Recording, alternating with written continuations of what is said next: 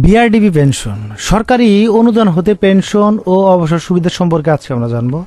সাধারণত যে স্বায়ত্তশাসিত প্রতিষ্ঠানগুলো আছে সেখানে কিন্তু পেনশন সুবিধা চালু নেই, শুধুমাত্র গ্র্যাচুইটি পেয়ে থাকে। তবে হ্যাঁ, সরকার যে নীতিমালা আছে, সরকারি কিছু শর্ত আছে, সেই শর্তগুলো যদি প্রতিষ্ঠানটি প্রতিপালন করে তাহলে কিন্তু তারাও পেনশন পাবে। বাংলাদেশ পল্লী উন্নয়ন বোর্ড তেমন একটি প্রতিষ্ঠান, সেখানকার কর্মচারীদের জিপিএফ এর মুনাফা প্রদানের ক্ষেত্রে অর্থ মন্ত্রণালয় সময়ে সময়ে একটি নির্দেশনা বা আদেশ জারি করেছে।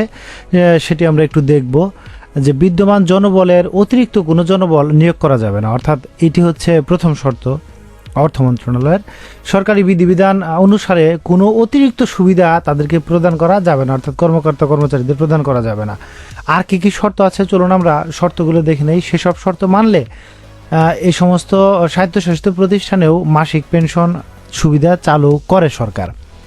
তো বাংলাদেশ পল্লী উন্নয়ন বোর্ডের কর্মকর্তা কর্মচারীদের জন্য সরকারি অনুদান হতে আসলে পেনশন সুবিধা অব্যাহত রাখার জন্য কিছু নির্দেশনা বা কিছু শর্ত সরকার দিয়েছে। চলুন আমরা দেখি। অন্য প্রতিষ্ঠানও যদি চায় এইসব শর্ত পালন করে তারাও কিন্তু এই মাসিক পেনশনের আওতায় আসতে পারে।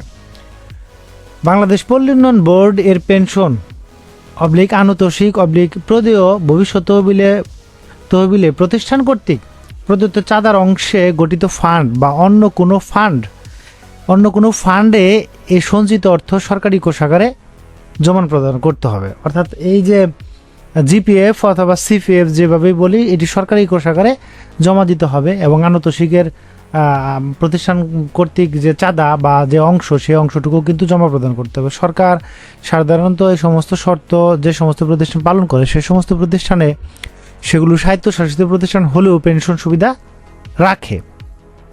প্রতিষ্ঠানটির সকল ধরনের আয় সরকারি কোষাগারে জমা প্রদান করতে হবে। তার মানে হচ্ছে স্বশাসিত প্রতিষ্ঠান যদি পেনশনের আওতায় আসতে চায়, তাদের যে আয় আছে সব ধরনের আয়ই সরকারি কোষাগারে জমা দিতে হবে, সব আয়।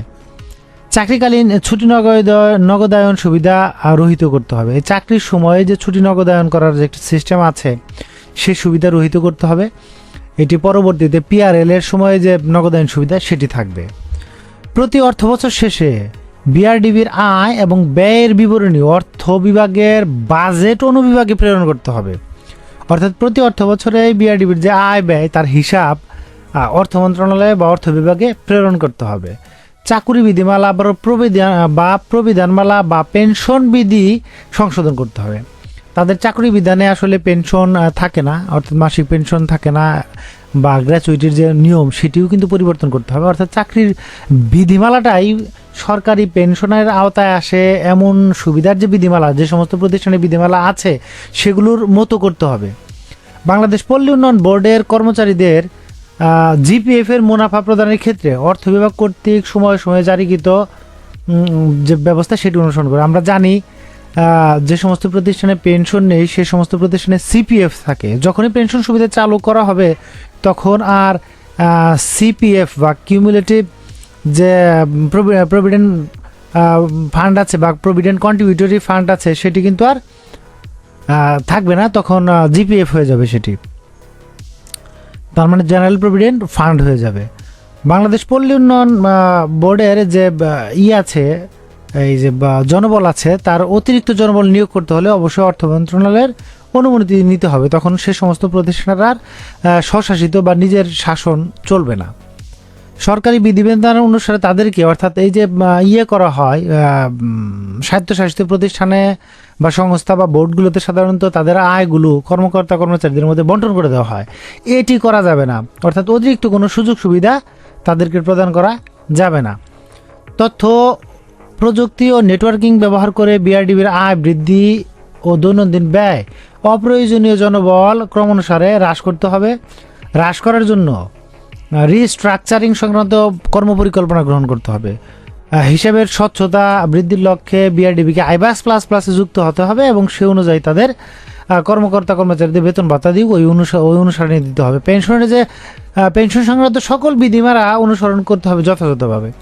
এটি যে একটি জারি হয়, অর্থাৎ যে একটি আদেশ জারি হয় সে আদেশটি মূলত একজন উপসচিব সাইন করে এবং এই যে শর্তগুলো থাকে সেই শর্তগুলো নমুনা বা যে সমস্ত শর্তে সাধারণত পেনশন চালু করা যায় সে সমস্ত পেনশনের বা সে সমস্ত শর্তের নমুনা আমি ভিডিও ডিসক্রিপশনে একটা লিঙ্ক দিয়ে রাখবো, সেখান থেকে চাইলে আপনি দেখে নিতে পারবেন। অথবা এই বিষয়ে যদি আপনার আরও কোনো প্রশ্ন থাকে তাহলে আপনি প্রশ্ন করতে পারেন, আমি উত্তর দেওয়ার চেষ্টা করব। ধন্যবাদ।